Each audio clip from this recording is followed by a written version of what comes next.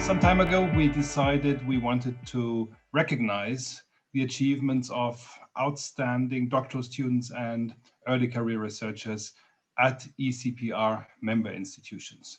So we decided to create the Rising Star Award.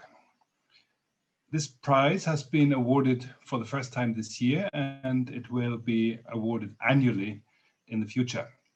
The winner will enjoy a year's free admissions to major ECPR events, along with travel and accommodation expenses.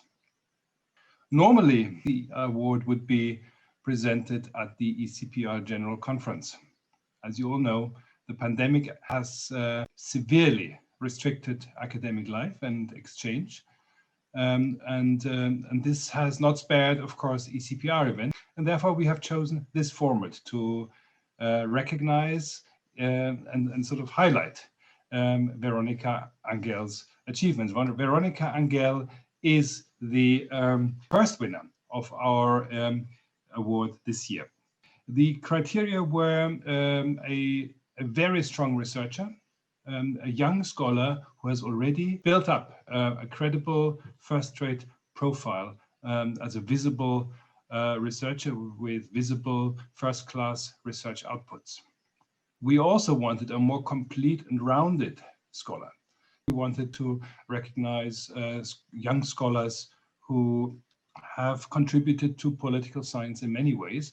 And this includes teaching, it includes service to the academic community, and it includes, of course, involvement, engagement in other areas that political scientists could get involved in, impact, if you like. Executive Committee of ECPR has received a very large number of nominations.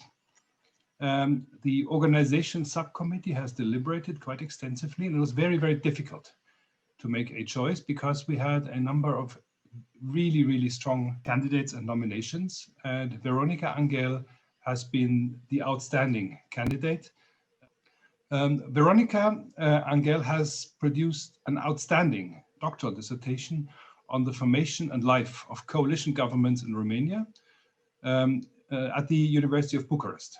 This work was also jointly supervised with the University of Bordeaux, and the dissertation was submitted in 2018. In the 2 years since the award of the doctorate, she has already established a strong record of publications in international peer-reviewed academic journals and in highly visible edited books published with very, very reputed publishers. In these publications, she has quickly extended her areas of scholarly expertise and output beyond topics covered in her doctoral work on coalition governments in Romania to include questions of East-West relations in the enlarged European Union. Having completed her doctoral work, she won several prestigious prizes and fellowships.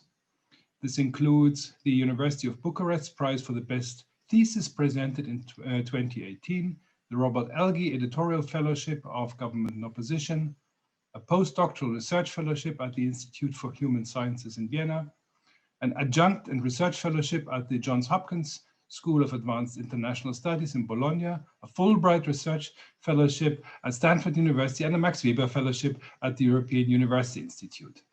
Beyond her accomplishments as a scholar and the recognition she has already received, she has been involved in high-level policy consultancy work, amongst others as a junior foreign affairs advisor to the presidential administration of Romania and a diplomatic advisor to the Romanian Senate. Moreover, she has contributed significantly to the refinement of innovative teaching methods during her stay at the Johns Hopkins School of Advanced International Studies. The jury found her to be a rising star because she has begun to produce research output of considerable quality and is simultaneously a well-rounded scholar with excellent academic networks engaging beyond the academy and contributing to the development of innovative teaching methods in political science. So in a lot of ways, Veronica Angel presents the ideal package for this award. On behalf of the Executive Committee, I would very much like to congratulate her again and commend her on her marvelous achievements so far.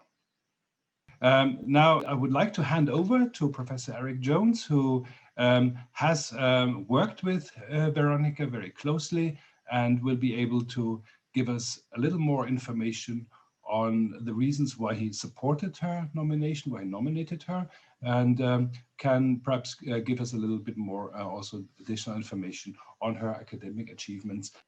Thanks a lot, Thomas. My name is Eric Jones, and I'm professor of European Studies at the Johns Hopkins School of Advanced International Studies in Bologna.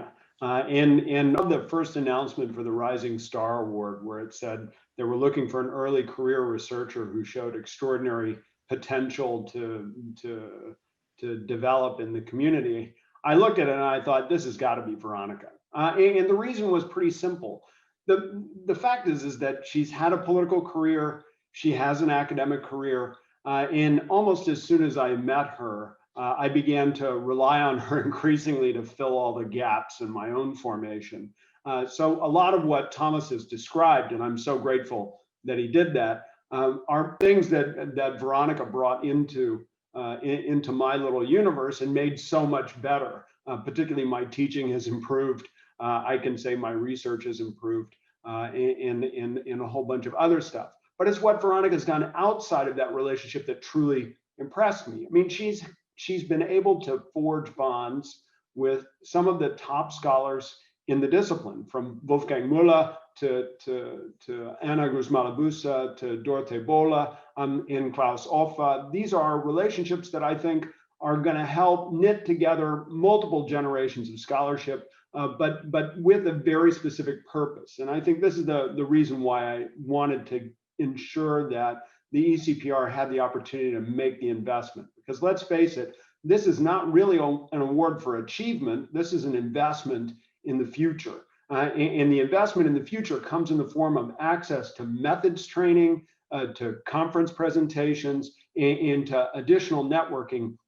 And that was what really attracted me, right? Because all I kept thinking was, if Veronica could get access to all these resources, imagine what she would be able to accomplish. And not just in terms of intellectual debate, but also in terms of some of the very serious campaigning that we need to do to improve gender representation in the discipline, to expand our study of Central and Eastern Europe, to focus attention broadly on political institutions and how they interact with political processes. And these are all areas that are essential in Veronica's work. The fact that the ECPR has recognized her has also meant that they've recognized this agenda, and I think this agenda is really one we're supporting. So I'm extremely grateful that the recognition has been extended, and I'm so grateful that Veronica was there because she's absolutely the ideal candidate for this award. Okay, so amazing. I'm stunned and honored by the award I received at critical moments in my career from a mentor whose impact I can only aspire to. Equally, I received this award while being fully aware of many colleagues' much more star-worthy accomplishments, while they were benefiting far less from the privilege of the safety nets that I have as a citizen of the European Union who studies Europe.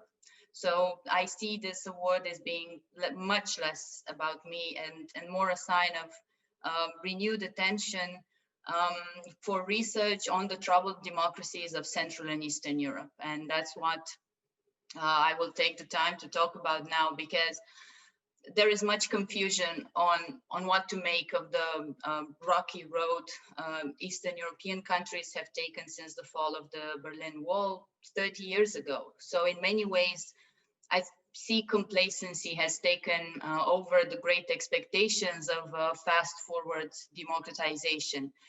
Or as David Bowie once said about great expectations, you know, Mickey Mouse has grown up a cow. And now in our work, we constantly criticize the European Union for not doing enough to safeguard the citizens of these countries against intensifying authoritarian practices. But are we, as researchers of this region and of EU mechanisms of integration more broadly, doing enough? I think we need to do more. So this is where I hope to contribute for many, many years to come. Political scientists who hail from Central and Eastern Europe are most often disconnected from the networks of conversation beyond this region. And we have the potential to participate with contextualized knowledge and ideas to our wider endeavors in the field. And the ECPR can harness and transform their lives, much as it managed to do for me. From the first joint session that I attended years ago in Pisa, to the first method school in Budapest and Nottingham, and so many more conferences in between. I believe that the role of pulling Europe together also falls on us. And this is something that as researchers, we also have to consider our impact in the world.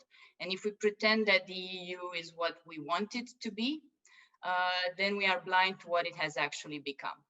And at this moment, anti-human rights elites are given an equal footing to shape the rule of law culture within the EU. We need to objectively analyze why this is happening and use our voices to stop the EU from becoming a mechanism that is void of legitimacy to change the nature of political regimes for the better. So as researchers, I truly believe that we have to be true to facts and not our wishful thinking of what those facts are.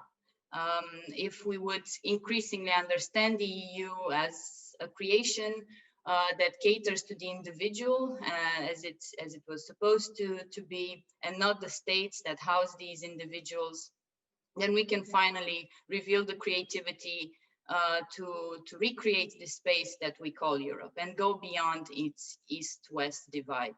So I hope the ECPR will extend its extraordinary potential to pursue that goal, to integrate the careers of Central and Eastern European scholars, but most importantly, to integrate the ideas and the knowledge that can hail from this region, because, you know, without its eastern half, Europe is not Europe.